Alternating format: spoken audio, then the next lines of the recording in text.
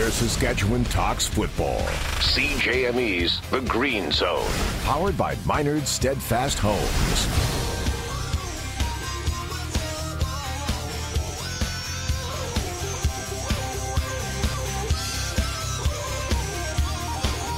It is the coolest job ever. The applicant, Connor Van Parys, is in studio with us. The final semifinalist, number 6, with Jamie and I, Glenn Suter. Connor, let's start with the trade. Matt O'Donnell for Greg Carr. Some draft picks, whatever. But what do you think of those two swapping spots? I think it was a fantastic move for the Riders. We addressed our biggest need, which was at the receiver. Not only that, we got a receiver who has the height at 6'6" to provide that deep threat that we just didn't have in Getzlaff or Dressler or Taj. Like, they're decent receivers, but Greg Carr provides us that much-needed downfield weapon. Glenn? Did we pay, or did you, or did the Riders? I say we because we're on this on the Rider network, but I'm just saying, did they pay too much? No, I don't believe so at all. I believe trading away O'Donnell was a great move. He went to the Cincinnati Bengals in 2011, and anytime you have a player go down to the NFL, imports or non-imports, you can't rely on them to be coming back here every year or worry about if they're leaving. Take Andy Fantuz. When he left for the NFL, it opened up a huge hole in our receiving core, and ultimately he didn't stay. Now we're searching to find the answer, and we found that replacement deep threat in Greg Carr. What do you say to guys that like T.J. Harris and Brooks Foster, who made some plays in a 52-0 win, and Taj Smith, and those three guys that are, sort of trying to find their way, have made some plays, are progressing, and now you bring in another guy into the mix? Well, I believe that it adds competition for the spots. Taj Smith he's been solid all year ever since he came to us. I don't believe his position is going to be affected. Terrence Jeffries-Harris, I don't believe we've been getting from him what he is capable of, and perhaps bringing in Greg Carr can help push him. As for Brooks Foster, he had 2 great catches in that game, but we need to see a bit more consistency, and once again, the competition for the job.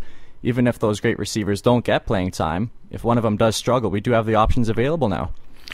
And Glenn, Wes Cates for Rob Lazio. I'm on Connor's side. I know I'm against you on this one. That it was a good deal. Rob Lazio for Wes Cates back in 2007 helped win the Riders a Grey Cup. Well, I'd have to look again. I mean, Rob Lazio was not a young, potentially starting O-lineman for the next 10 years, was he? Well, for the Calgary Stampeders, he turned into nearly an all-star. Mm-hmm. In his time in Calgary, I think he's now on the Wall of Honor or something, on one of the president's walls for the time he had with the Calgary Stampeders. Yeah, it's easy though, guys, to get caught up into sort of a need on the field when you're building and in a league that relies so heavily on the Canadian talent that you have to that it's harder to find because there's just less players available.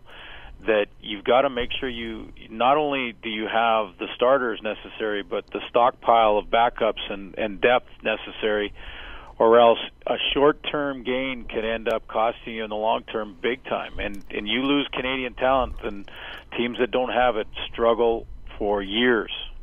Okay, now I agree with that statement, but I believe we addressed the need that Sean O'Donnell left when he departed.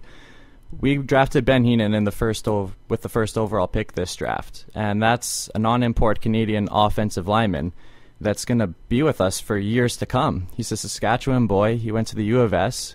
He wants to be here, and I think he's going to be a solid guard for us. And it's one of the rider depth. I have it hard to argue against Connor, Glenn, because I agree with him. But anyways, It's a trade that will be assessed and reassessed, especially if Greg Carr comes here and he's either the next Matt Dominguez for the Riders or he's the next Presea Rodriguez. It could go either or for the Riders. But Connor, I want to get your perception on the team. Overall picture after a 52-0 thumping of the Winnipeg Blue Bombers. Is that the dominant team we're going to see the rest of the way, or do you believe there's still some work to be done? Well, we'll see. This is a long season. It's 18 games. We have to take it one game at a time. When we won our first game, everyone was on the bandwagon saying we're going to win the Grey Cup. We lose one game. Everyone says people need to be fired, changes need to be made, and etc. What we saw from this game is the potential our team has and the potential our team showed through the first 3 wins of the season. If we can keep this consistency up and we can keep playing at the level we're playing at, good things will come. Glenn? What needs to be fixed, Connor? What's the greatest area of need, or the greatest the area on the field that Corey Chamberlain has to work on the most? I believe that would be the receivers and the offensive line. Ironically, the 2 positions involved in this trade. Our receiving core, we had a ton of issues even just getting off the line of scrimmage, with Weston Dressler and Chris Getzlaff always getting jammed up. Carr will hopefully provide that deep threat, as I mentioned earlier, and be able to beat that.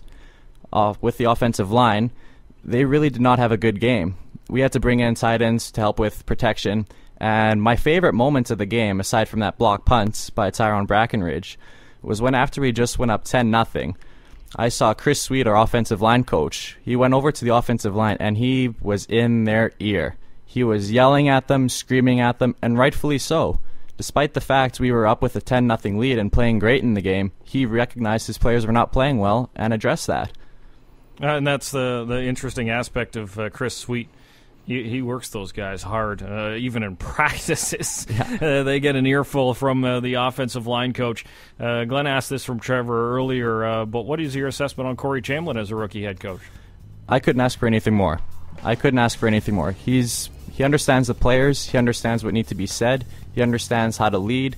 If you want to look to an example of that, see what he did against Edmonton when we were down in that game, and he kept them up, kept motivating them. We came out and became better from that game, and we saw that against Winnipeg. Well, that music signifies we're done. That's it for the semi-finalist Connor Van Parys. Thank you very much. Job well done. Well, thank you.